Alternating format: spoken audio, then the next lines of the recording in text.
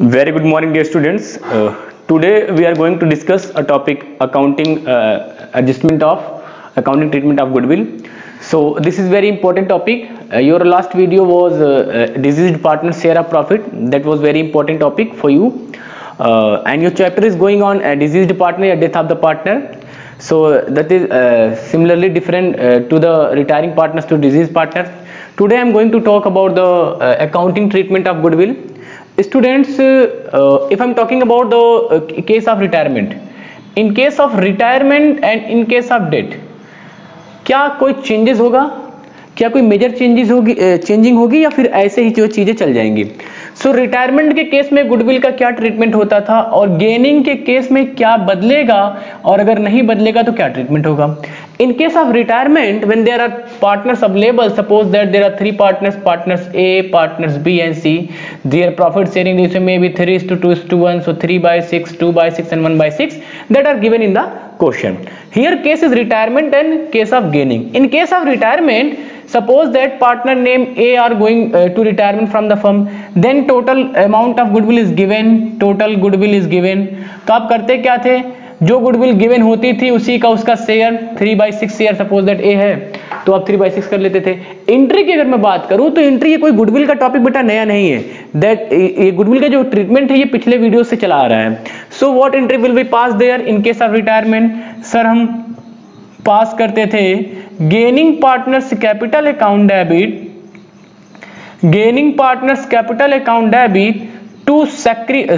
To retiring partner in case of retirement, to retiring partner,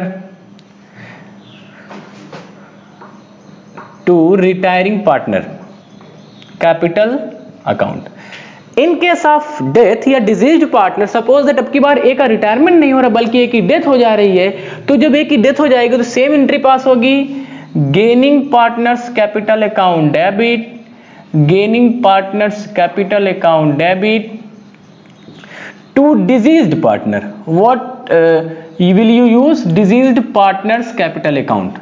reason सुनिए क्या reason ये है बेटा कि in case of retirement you are going to pay the amount to the retiring partner, in case of death the amount of goodwill paid by the remaining partner to the deceased partner. That's why in case of retiring partners capital account you are going to use deceased partners capital account. That is very easy. I think there are no any confusion.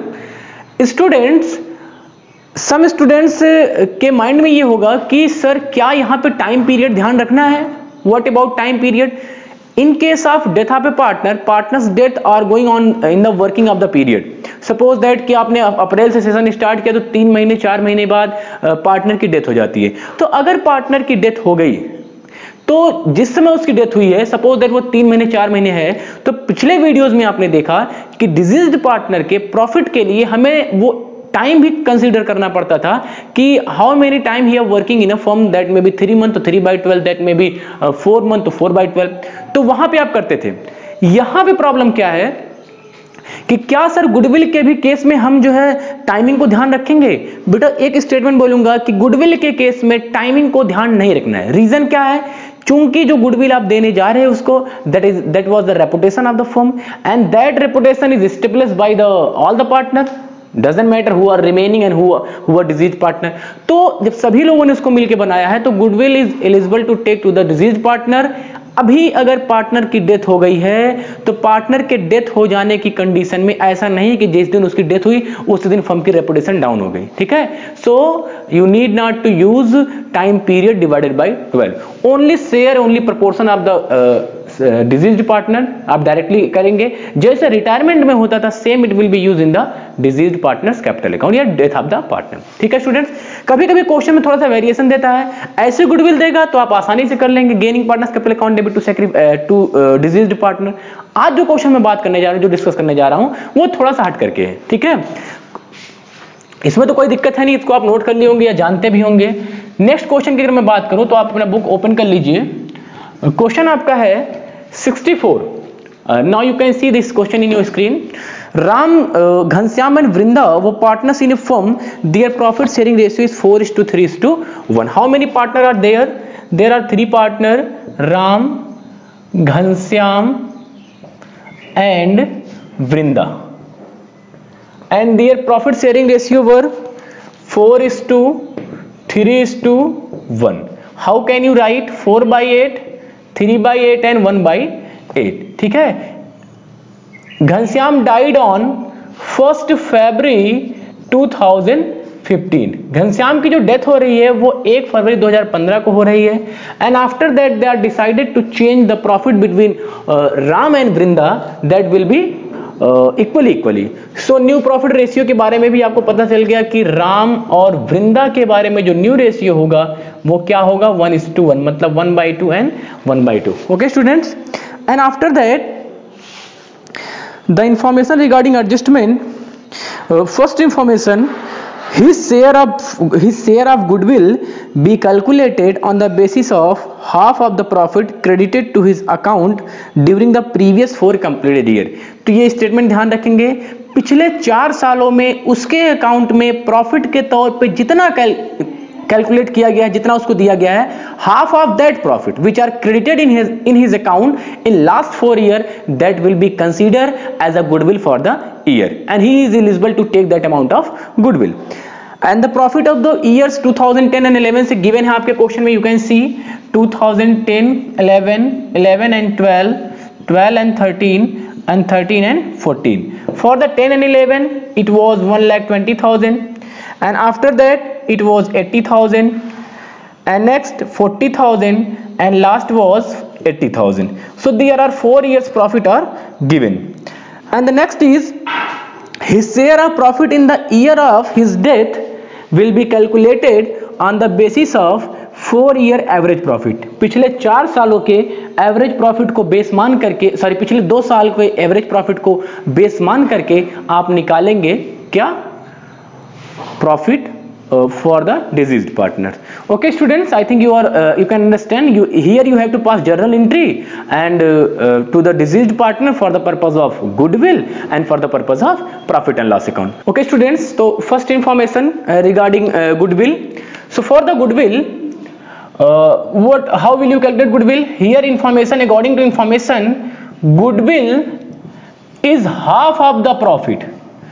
Goodwill is half of the average profit of last 4 year, पिछले 4 साल का average profit which is credited to his account. तो कैसे करेंगे, यहाँ पे आपको समझना जरूरी है क्योंकि कंसेप्ट ज्यादा यहाँ पे वर्क कर रहा है. First of all half of average profit. अब अगर आप इसका एवरेज निकाले तो कैसे निकालेंगे बेटा, हम इसको कर देंगे तो ये बेटा आ जाएगा आपका 3,20,000. You know student, 3,20,000. एवरेज कैसे निकलता है, ये तो आपका टोटल प्रॉफिट है. अगर मैं एवरेज प्रॉफिट की बात करूं सर, इसी 3,20,000 रुपए का हमें करना होगा 1 2 3 4, sorry last year total profit के बेस पे बोला ना बेटा ये. सो टोटल प्रॉफिट, यहाँ पे थोड़ी सी मिस्टेक हुई, total profit of the last 4 year. ये देखिए मैं कह देता हूं, यहाँ पे फिर से रीड कर देता हूं. His share of goodwill will be calculated on the basis of half of the profit credited to his account.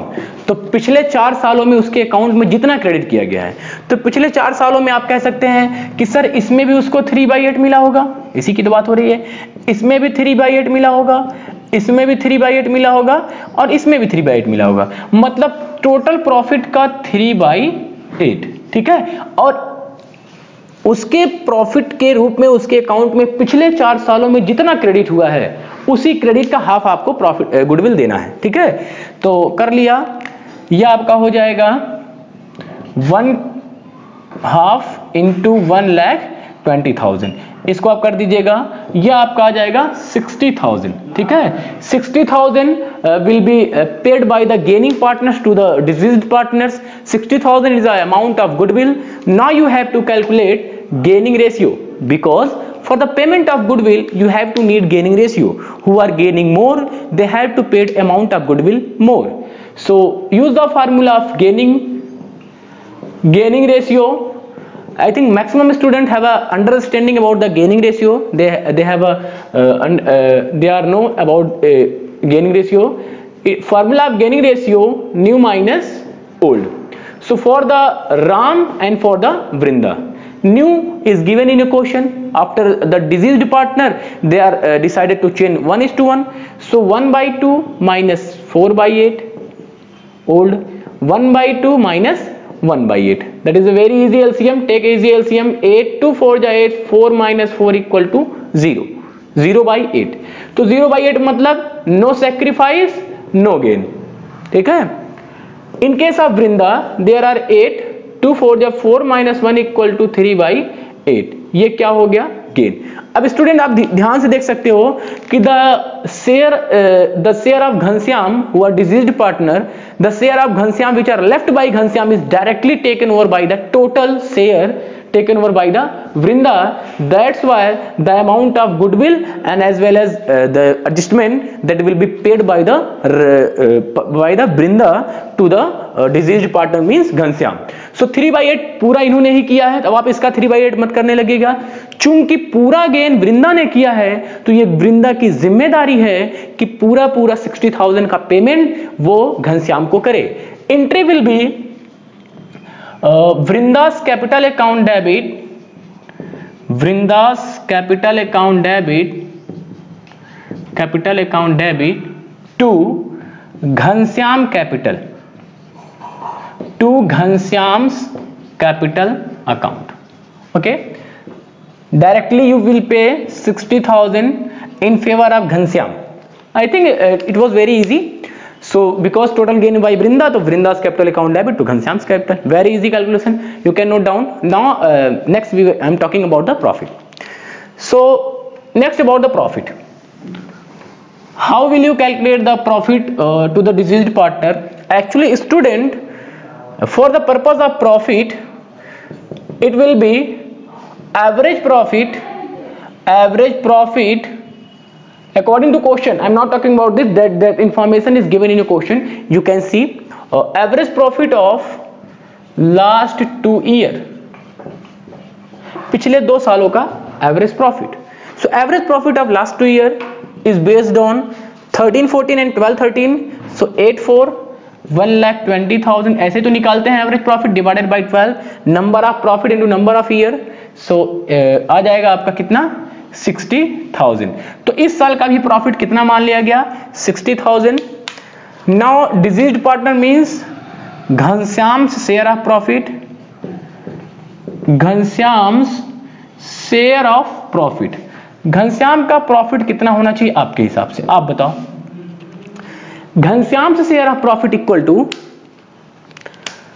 60,000. How much 60,000 and उसका शेयर 3/8. चलिए ठीक सर 3/8 समझ में आ रहा है.